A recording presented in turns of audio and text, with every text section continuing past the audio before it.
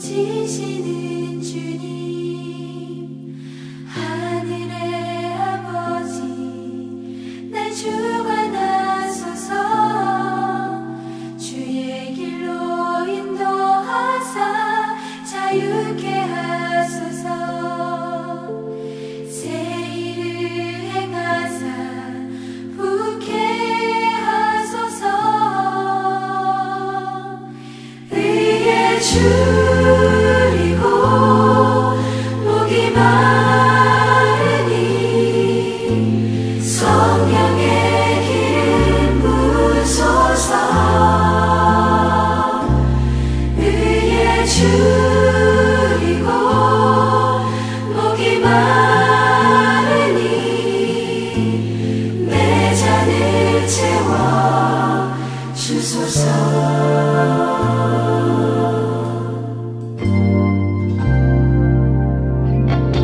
성령으로 채우사 주보게 하소서. 5월 13일 화요일 새벽입니다. 오늘 같이 기도하실 말씀은 창세기 43장 1절에서 9절까지입니다. 그 중에 9절 봉독해 드립니다. 내가 그를 위하여 담보가 되오리니 아버지께서 내 손에서 그를 찾으소서. 내가 만일 그를 아버지께 데려다가 아버지 앞에 두지 아니하면 내가 영원히 죄를 지리이다. 오늘 말씀도 역시 요셉의 큰 이야기 가운데 한 부분입니다. 요셉은 아시는 대로 노예로 종으로 팔려갔지만 하나님께서 함께 하심으로 총리가 되고 또 세상적으로 보면 성공했다 하는 이야기로 들릴 수가 있습니다.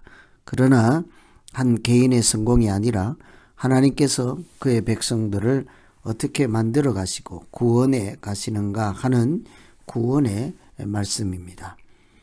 구원은, 하나님의 구원은 위기 상황에서 구출한다 하는 의미도 있겠지만 하나님의 백성으로 살아갈 수 있도록 거듭나게 하신다 하는 뜻을 갖고 있죠. 그런 일을 하나님은 인간의 이 생활, 삶 속에서 보이지 않는 듯 보이는 듯 숨겨진 하나님의 섭리로 풀어가십니다. 보통 구원의 역사를 하실 때는 가뭄이라든지 임신하지 못한다든지 질병 또는 죽음, 잔치와 같은 소재들을 등장시켜서 하나님의 섭리가 어떻게 작용하는지를 보여주시면서 구원을 이끌어 가십니다.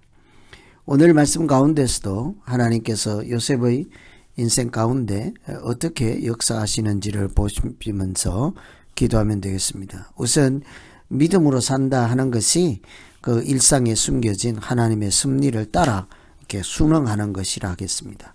43장 1절에 보시면 그 땅에 기근이 심하고 2절에 그들이 애굽에서 가지고 온 곡식을 다 먹으매 그 아버지가 그들에게 이르되 다시 가서 우리를 위하여 양식을 조금 사오라.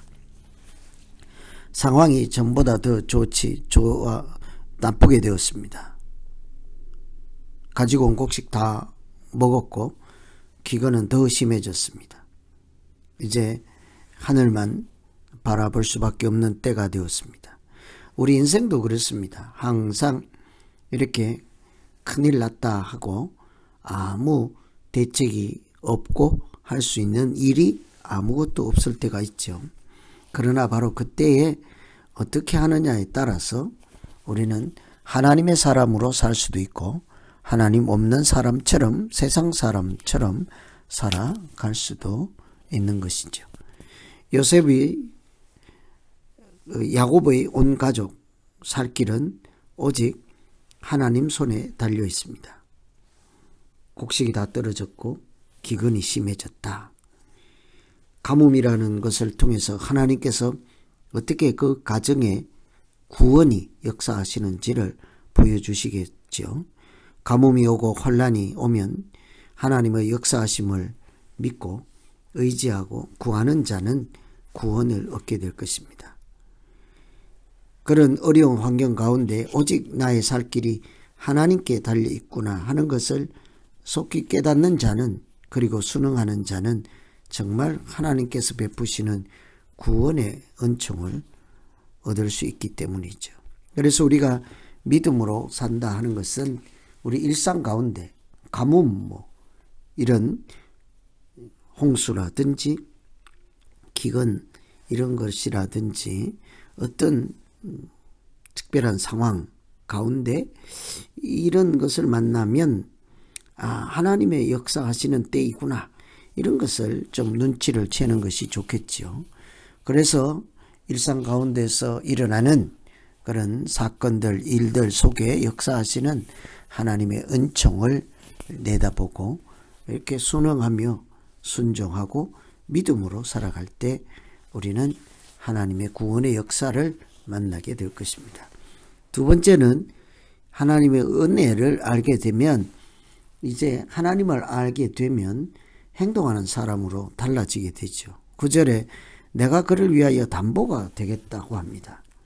유다가 이스라엘 아버지께 내가 베냐민을 위해서 담보가 되겠다. 과거에는 동생을 애굽에 가는 무역상에게 팔아 노예가 되게 한 사람들이지 않습니까? 형들이었죠. 그런데 이제는 내가 담보가 되겠다. 나를 믿고 베냐민을 내어주면 반드시 가서 양식을 사오겠습니다.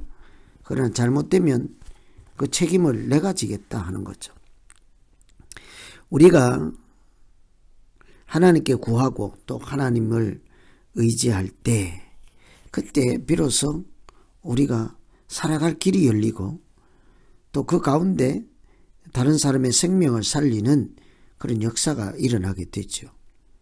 절박한 상황에서 유다가 내가 책임을 지겠다, 이런 믿음과 결단, 행동하는 믿음 가운데 하나님께서 반드시 은혜를 주시지 않겠습니까? 양식을 다 먹을 때까지 지금까지 하나님은 기다리시고 침묵하셨습니다. 서둘러 어떤 일을 하시지 않지요. 기다리십니다. 왜 그럴까요? 야곱이든지 유다든지 다른 형제들이든지 간에 그들 가운데 하나님의 은총을 알고 구원하시는 하나님의 역사를 알고 또 그런 하나님을 신뢰하고 의지할 만한 그들의 마음의 변화, 믿음의 변화, 그들이 회개하고 거듭나는 그런 시간들이 필요한 것이죠. 첫 번째 양식을 구하러 갈 때는 사랑하는 아들 베냐민, 막내 아들 집에 두고 다른 형들만 갔습니다. 두 번째 양식을 구하러 갈 때는 그 막내 아들 베냐민을 보내지 않으면 양식을 구할 수 없는 지경이 되었습니다. 어떻게 하겠습니까? 다른 형제들, 특별히 유다는 내가 그를 위한 담보가 되겠다. 그가 잘못되면 내가 내 목숨 내놓겠다 하는 이야기라고 할 수 있겠죠. 이처럼 하나님께서 이 가뭄, 기근 가운데도 우리 인생을 인도하시고 우리의 살 길을 열어주시고 우리의 걸음을 인도하신다면 우리가 그 길을 나서겠습니다. 그런 일을 할 때 위험하고 책임져야 할 일이 있으면 내가 내 목숨까지 내어주며 책임을 지겠습니다. 확실한 믿음이 있을 때만 이런 소리 할 수 있는 것이지 않겠습니까? 하나님의 은혜를 알고 하나님의 역사와 구원을 알고 하나님에 대한 신뢰하는 마음이 있으면 내가 담보가 되겠다고 할 수 있겠지요. 그래서 하나님은 이 형제들, 야곱의 아들들이, 12아들들이 하나님에 대해서 잘 알아가고 또 믿음이 성장하고 또 다른 사람을 위해서 자기가 먼저 희생하고 앞장서서 다른 사람에게 하나님의 구원을, 이렇게 구원의 은혜를 이렇게 경험하게 할 수 있는 이런 사람다운 믿음 있는 사람으로 만들어가는 하나님의 역사인 거죠. 이처럼 믿음은 우리 일상 가운데서 역사하시고 인도하시는 그 하나님을 바라보고 하나님께 소망을 두고 순종으로 나아가는 과정입니다. 뿐만 아니라 그런 과정 가운데 우리의 믿음이 자라고 우리의 영안이 뜨게 되고 더 귀가 열려서 하나님을 더욱 신뢰하고 그런 중에 하나님이 주시는 은혜로 이 세상을 살아가게 되는 것이죠. 오늘 이런 말씀 생각하시면서 우리가 믿음으로 어떻게 살 것인가, 일상에서 크고 작은 어려운 일들을 만날 때 그 가운데 역사하시는 하나님의 섭리와 하나님의 은혜를 알게 하시고 신뢰함으로 따라 나서게 하시고 순종하게 하여 주시옵소서. 이렇게 오늘 말씀 의지해서 우리 각자 자기 믿음 가지고 기도하겠습니다. 하나님 아버지, 오늘 두 번째 양식을 구하려는 수밖에 없는 어려운 지경에 이르렀습니다. 예전 같으면 서로 떠밀고 또 앞장서지 않고 다른 사람의 희생을 강요하는 그런 형제들이 이제는 내 목숨을 담는 모든 사람을 살리는 구원의 단위를 나서게 하고 앞장서면서 주옵소서.